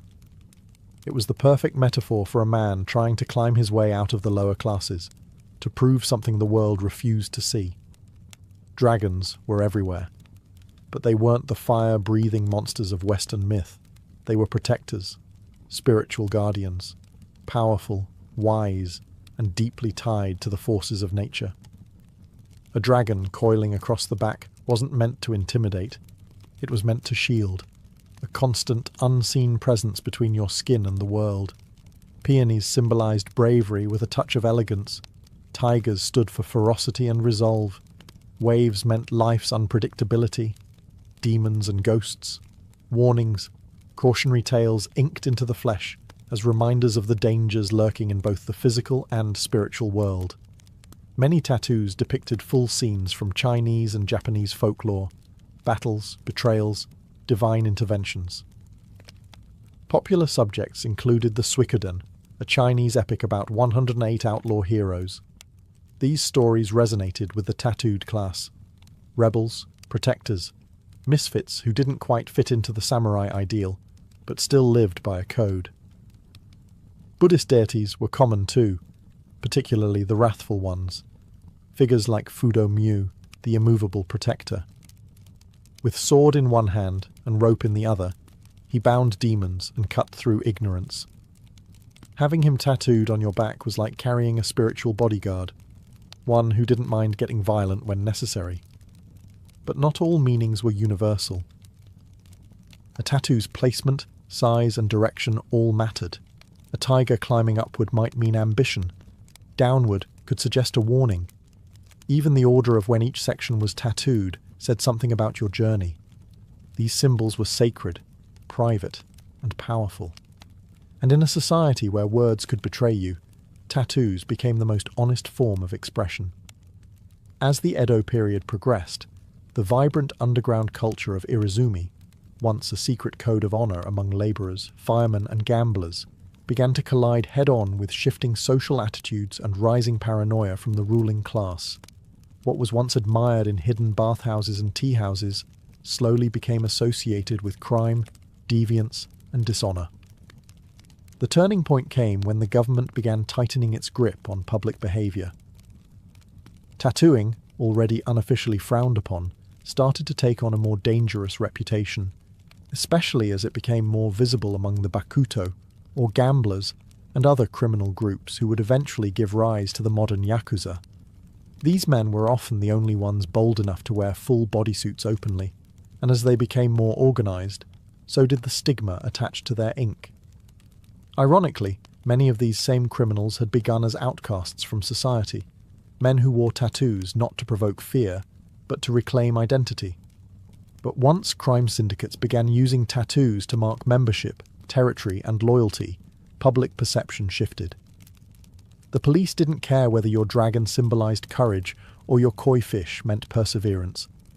To them, tattoos now signaled one thing: criminality. The government responded with more bans.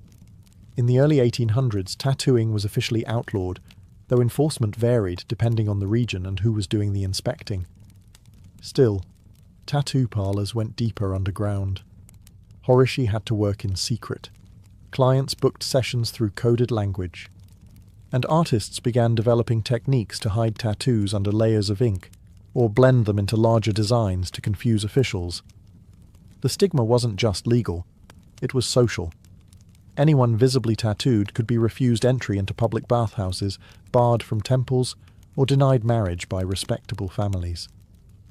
Tattooed bodies became taboo, and the art form, once a mark of bravery or spiritual symbolism, was recast as something vulgar, dangerous, even evil. But the tattoos didn't disappear. They simply went deeper, both under the skin and under the radar. For every government crackdown, there was a new design, a new hiding spot, a new client willing to endure pain for something meaningful. Irizumi didn't die. It went into hiding, like a coiled dragon, waiting. As Japan stepped into the modern age with the Meiji Restoration in 1868, the new government was eager to present the country as civilized, orderly, and most importantly, westernized. And in this new image of modern Japan, tattoos had no place. Irizumi, with all its cultural depth and underground prestige, was declared a stain. The government doubled down. Tattooing was not only criminal, it was now embarrassing. Something savage, something shameful. Foreign diplomats were horrified by the elaborate bodysuits worn by Edo's working class, and Japan, desperate to be taken seriously by the West, responded by pushing tattooing deeper underground than ever before. Yet even as it was banned for Japanese citizens, tattooing curiously became a tourist attraction. British and American sailors flocked to Japanese ports and sought out Horishi to take home pieces of exotic oriental body art. Ironically, the very art form Japan sought to bury was being preserved by the very foreigners whose approval they craved. And still, the tradition didn't die. Horishi adapted. They changed their clientele, moved their studios further into secrecy, and kept the Tibori method alive. Master-apprentice lineages survived in whispers. The techniques, symbolism, and tools were passed down carefully, often within families or tightly knit artistic circles. In the 20th century, Irizumi became deeply entangled with the Yakuza. The full bodysuit, hidden beneath business suits, became a symbol of loyalty and fear within the criminal underworld. Once again, tattoos were about pain, honor, and secrecy, but this time without the folkloric grace of Edo firemen or mythological koi. The art was still there, but the public had turned away. Even today, the legacy of that stigma lingers. Despite modern interest in tattoo culture worldwide, Japan still views tattoos with suspicion. Public baths, gyms, and even some beaches ban tattooed individuals. The fear of criminal association endures, even when the ink is harmless. But times are shifting. Young Japanese artists are reclaiming Irizumi, not as rebellion, but as heritage. Museums are preserving ancient designs. Art lovers and historians are finally acknowledging the craftsmanship. And a new generation is asking, why should we be ashamed of our own skin? In a culture built on layers, of robes, of meaning, of silence, Irizumi remains the most honest expression Japan ever tried to hide. In Renaissance Europe, discussing sex openly was taboo, unless, of course, you were doing it through a thick Latin manuscript wrapped in religious guilt and printed under church supervision. Enter the marriage manual, a strange genre of literature where theologians, monks, and celibate scholars explained how good Christians were supposed to get busy, solely for the purpose of procreation, naturally. These manuals were less 50 Shades and more 46 Permissible Positions for the Glory of God. Titles like De Matrimonio or The Book of the Family disguised what they really were. Deeply detailed guides on when, how, and why married couples could engage in sexual activity, complete with diagrams, calendars, and lists of forbidden days. Spoiler, there were a lot of forbidden days. Sex on Sundays? Sinful. Feast days? Absolutely not. During Lent? God forbid. In fact, there were roughly 180 days a year when marital intimacy was prohibited. Combine that with the fear of damnation and the local priest snooping around, and it's a wonder Renaissance Europe ever managed to reproduce. These guides also gave advice on the proper mindset during intercourse. Joy was suspicious. Passion was risky. Love was fine, as long as it didn't make you too enthusiastic. Women were encouraged to be submissive and silent, and men were warned not to let their desire burn too brightly. Basically, the goal was spiritual union, with just enough physical action to make a baby and nothing else. But despite the dry language, these books were wildly popular, especially among clergy. Some manuals even had sections explaining which sexual positions were natural versus unnatural. Missionary was divine. Anything else was basically flirting with excommunication. Of course, educated Renaissance readers knew how to read between the lines. These books were some of the only texts that acknowledged sex at all, so people devoured them, not necessarily for pious reasons. A marriage manual on your shelf was totally acceptable. What you highlighted in it was your business. Ironically, the strict moral codes these books promoted only made people more curious about what lay beyond them. Which is why, right next to the marriage guides, another kind of book began to circulate, less holy, more illustrated. On the surface, they were scientific marvels, detailed anatomical treatises, often illustrated by respected artists and backed by university scholars. But for anyone with half an imagination and a locked drawer, these books had a certain extracurricular appeal, especially when the female form was involved. The Renaissance saw an explosion of interest in human anatomy, thanks to dissection being legalized in certain regions and artists like Leonardo da Vinci pushing the boundaries of scientific observation. Texts like De Humani Corporis Fabrica by Andreas Vesalius were considered groundbreaking medical references. They were also, whether intentionally or not, kind of steamy. Why? Because they showed women naked, in exquisite, clinical, full-body detail. Breasts, hips, genitalia, nothing was omitted. And while the official purpose was to educate, let's just say not every reader was there for the lymphatic system. These images were often presented with artistic flair. One particularly infamous edition of an anatomical book showed a nude woman gracefully reclining as if in a Botticelli painting, except her chest cavity was flayed open like a diagram in a butcher's manual. It was both horrifying and oddly sensual. The body as art, the body as science, and for some, the body as entertainment. Since pornography was strictly banned by the church, these illustrations slipped through the moral net under the guise of medical necessity. A young man caught with a suggestive woodcut from a medical book could simply shrug and claim he was pursuing his studies. The fact that the page was dog-eared and mysteriously thumb-worn, irrelevant. Some printers even leaned into the dual appeal. Certain editions were produced with extra attention to the female form, featuring idealized nudes that blended anatomy with eroticism. A sort of Renaissance loophole. If you wanted to look at naked people, all you had to do was pretend to care about the spleen. And these weren't back-alley publications. They were printed by respected presses, collected in university libraries, and cited by physicians. But between the dry Latin and muscle diagrams, there was just enough soft-core temptation to keep readers flipping pages with slightly more enthusiasm than necessary. Of course, not all forbidden books were pretending to be scientific. Some didn't even bother to hide it. By the mid-Renaissance, a new kind of book began appearing in private collections, ones that didn't bother with anatomical dissection or theological loopholes. These were full-blown love manuals, half etiquette guide, half soft seduction playbook. They were written for the well-bred nobleman or lady who wanted to flirt without falling directly into hell. Unlike the dry, rule-bound marriage manuals sanctioned by the church, love manuals revelled in ambiguity. They walked a thin line, offering tips on courtship, letter writing, and romantic speech, all under the pretense of cultivating refined behaviour. But between the lines, they dripped with innuendo. These books taught the art of the glance, the science of sighing in someone's direction, the importance of hand placement during a slow court dance.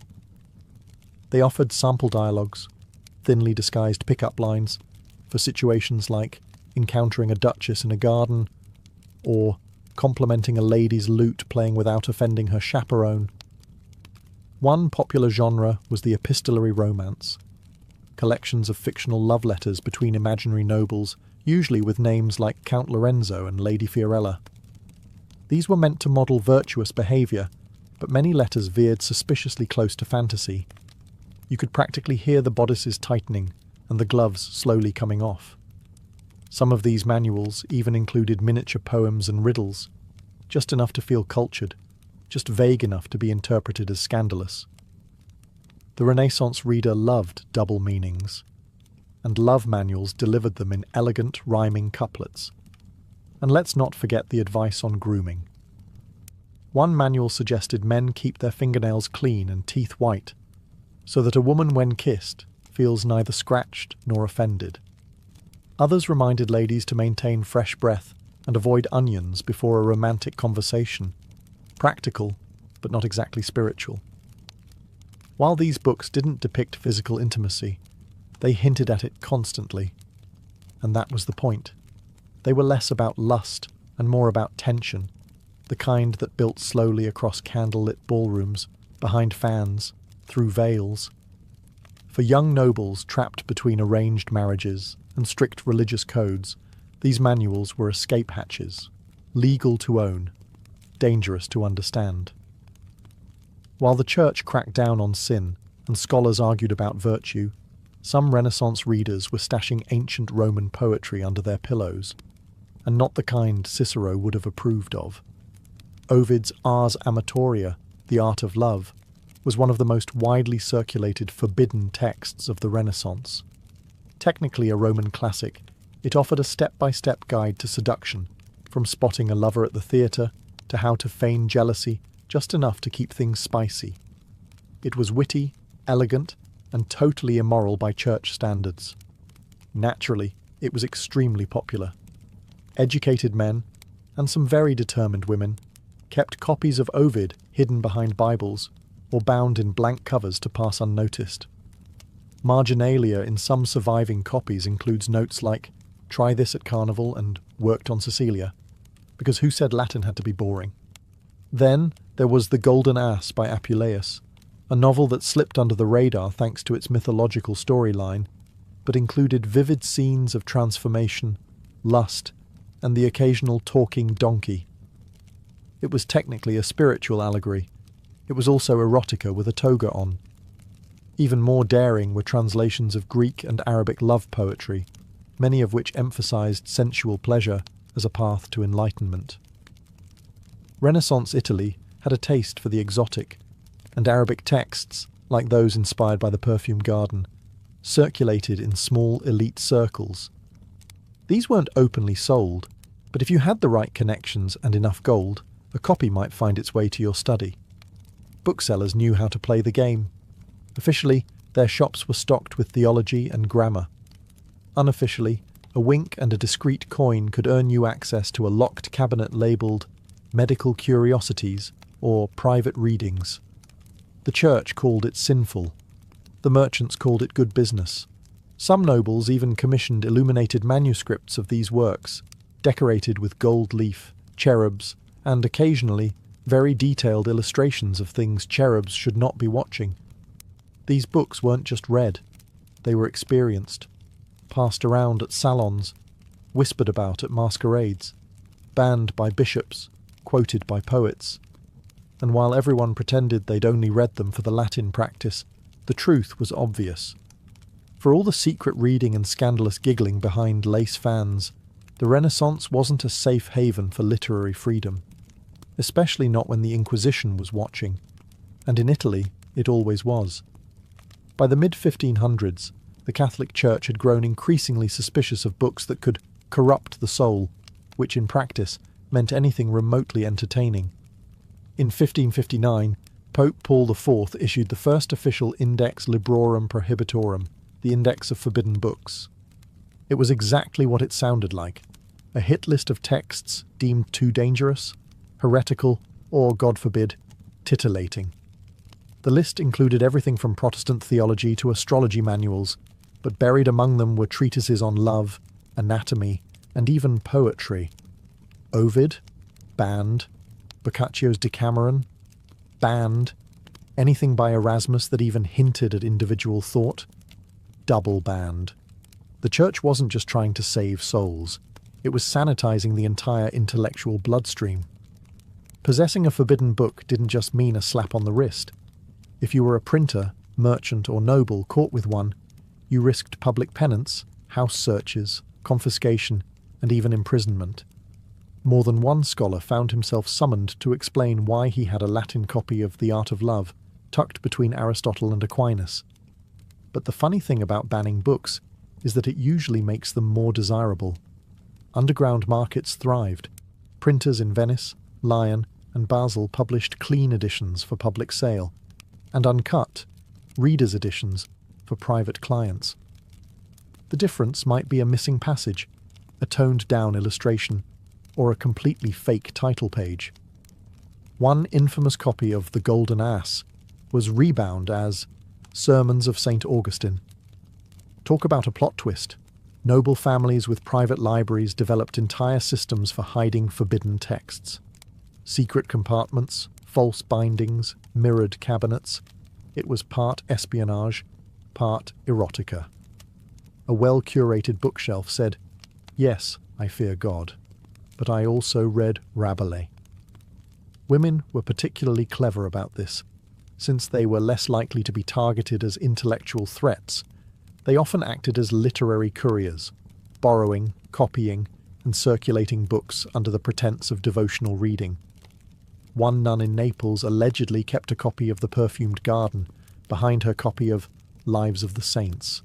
Censorship may have ruled publicly, but in private, Renaissance readers just turned the page more carefully. Behind convent walls, away from the judgmental eyes of society and the ever-looming index of forbidden books, Renaissance nuns had access to their own libraries, and some of them were anything but holy. While convents were often seen as bastions of chastity and devotion, the truth was more complicated. These were also places of literacy, intellectual curiosity, and yes, suppressed desire. Many young women entered religious life not by choice, but by family arrangement. Too expensive to marry off? Send her to the nuns? Too outspoken? Cloister her. The result? A generation of women who were highly educated, forcibly celibate, and bored out of their minds. Enter the convent library. On the surface, these collections were pious and respectable. Saints' lives, theological commentaries, devotional poetry. But dig deeper, and you'd find marginalia scrawled in the corners, entire passages underlined with suspicious enthusiasm, and in some cases, handwritten copies of banned love poetry tucked discreetly between prayer books. One nun in Ferrara was famously reprimanded for translating Ovid's Amores into the vernacular, allegedly for educational purposes. Others wrote their own verses, coded, melancholic, and often steeped in longing. Scholars today suspect that some of the most passionate Renaissance sonnets, attributed to anonymous courtly ladies, were actually penned by cloistered women using writing as a kind of romantic escape hatch. And it wasn't just poetry. Some convents had copies of anatomical treatises, ostensibly for medical knowledge, since nuns often acted as nurses. But as we've seen, anatomy books were rarely just about medicine. One abbess in Florence even petitioned to keep her convent's illustrated anatomy manual on the grounds that it helps the younger sisters understand temptation, which is a very creative interpretation. Of course, the church tried to regulate what was read behind those walls, but literacy meant autonomy, and autonomy meant subversion. Forbidden texts circulated quietly between trusted hands. Pages were memorized, copied, passed along with coded bookmarks. The scent of ink and vellum became, for some, more intoxicating than incense. In the silence of evening, after vespers and confession, a young nun might light a candle and open a worn book, not of scripture, but of something warmer. A poem, a story, a stolen fragment of a world she'd never touch, but could still imagine. Because sometimes the most forbidden books weren't about lust. They were about freedom. Not all forbidden books were kept in libraries or chained to monastery shelves. Some were hidden in aprons, buried under floorboards, or whispered from memory in back-alley markets. These weren't printed by respected presses or debated in salons. These were the other Renaissance texts, the magical ones. Handwritten grimoires, herb manuals, and charm books passed between midwives, herbalists, and women who were definitely not calling themselves witches, but everyone else was. Love was power, and power, especially when exercised by a woman, was dangerous. That's why love spells were among the most feared and popular forms of forbidden knowledge. Renaissance charm books often included instructions on how to win affection, cause obsession, or rekindle a cold marriage. A strand of hair, a cup of wine, a muttered phrase beneath the full moon. It wasn't theology, it was folk science. And it worked, or at least it felt like it did. One famous spellbook from southern Italy included a ritual for ensuring fidelity. Sew a pinch of dried basil into your lover's doublet, whisper their name 3 times, and sprinkle rose water on their pillow. If they dreamed of you that night, the magic had taken hold. If they didn't, well, there were stronger measures. Aphrodisiacs were another staple of these underground texts. Recipes blended Renaissance botany with medieval imagination. Cinnamon, anise, ground oysters, mandrake root. Sometimes effective, sometimes toxic. One apothecary's manual cheerfully recommended a mixture of honey, wine, and powdered stag antler to awaken the fires of Venus. He failed to mention the violent nosebleeds. Men were curious, but women were the primary readers and keepers of these texts. Many passed recipes and rituals from mother to daughter, especially in rural areas where priests visited infrequently and midwives handled everything from birth to heartbreak. But owning such a book was a gamble. The Inquisition didn't look kindly on women with too much knowledge, and a love spell was just a witch trial waiting to happen. So pages were hidden, burned, or disguised as herbal journals. You could be an herbalist on Tuesday and a heretic by Thursday, depending on what someone saw or imagined. By the late Renaissance, the printing press had changed everything. Books were no longer handcrafted treasures for the elite. They were commodities. And while Gutenberg may have started with Bibles, it wasn't long before printers discovered a far more lucrative market: desire. Venice became the capital of this quiet revolution. It had the perfect mix of wealth, lenient censors, and a healthy appetite for vice. Hidden behind religious tracts and scholarly commentaries, small, privately circulated books began to appear. Books that weren't coy about their contents. They didn't pretend to be anatomy manuals. They didn't disguise poetry as devotion. These were explicit, illustrated, and ready to shock.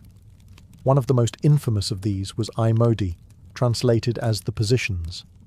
Originally created by engraver Marcantonio Raimondi, with illustrations by Giulio Romano, it depicted 16 scenes of explicit intimacy. Each engraving was paired with poetic verses by Pietro Aretino, whose sharp wit and even sharper tongue earned him a reputation as the Renaissance's first pornographer. Needless to say, the church was not amused. I Modi was immediately banned. Plates were seized, copies destroyed. Raimondi was arrested. But the damage, or depending on your perspective, the innovation, was done. The idea that you could use the printing press for erotica had been unleashed, and it wasn't going back in the bottle. Underground presses sprang up across Europe, printing slim volumes of love poetry, scandalous tales, and sometimes outright smut. These weren't mass-produced. Copies were expensive, meant for wealthy patrons with a taste for the forbidden. Some were even commissioned privately, with content tailored to the buyer's fantasy. Think of it as custom Renaissance fan fiction. Printers developed clever tricks to avoid detection. Fake title pages, false publishing locations, printed in Constantinople, or Latin phrases that made the books look like harmless philosophy. In reality, they were often illustrated with woodcuts or copper engravings that made anatomy textbooks look tame. For the right price, you could have a book that thrilled, amused, or shocked, without ever admitting you owned it. Many nobles kept theirs in cabinets with special keys. Some had bindings that, when shelved, looked like dictionaries or psalters. The printing press didn't just democratize knowledge, it made lust portable. And with every new title, Renaissance readers got one step closer to something revolutionary: pleasure without permission.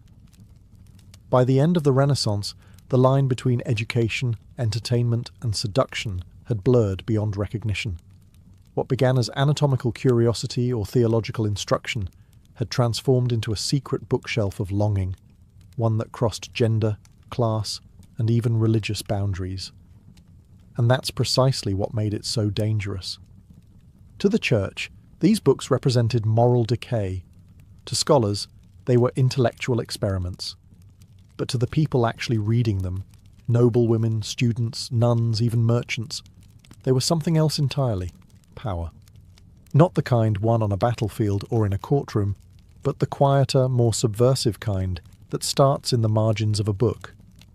In an age where women's bodies were controlled, their voices silenced, and their desires shamed, these books offered an alternative script, a place where love wasn't always arranged, where pleasure could be named, and where curiosity didn't have to be confessed in Latin. Whether it was a love spell hidden in a herb manual, a censored sonnet copied by hand, or a banned poem read by candlelight, each was a rebellion in disguise. And let's not forget the men. For all the public bravado and church-sponsored guilt, they were buying these books too. Philosophers who debated virtue by day might go home and read The Golden Ass with a glass of wine. Priests who condemned lust from the pulpit sometimes kept a copy of Ovid tucked beneath their cassocks. Human nature, after all, has always been good at compartmentalizing. The forbidden bookshelf wasn't just a Renaissance quirk, it was a reflection of a world wrestling with change. The printing press had opened Pandora's box. Literacy was spreading. Ideas were getting harder to control. And once people realized that books could make them feel something, deeply, privately, even sinfully, there was no going back. Most of these books didn't survive intact. They were burned, hidden, miscatalogued. But some did. They sit today in museum vaults and rare bookrooms, fragile and foxed with age, still humming with the echoes of secrets whispered across centuries. Because the Renaissance wasn't just a rebirth of art and science. It was a rebirth of desire.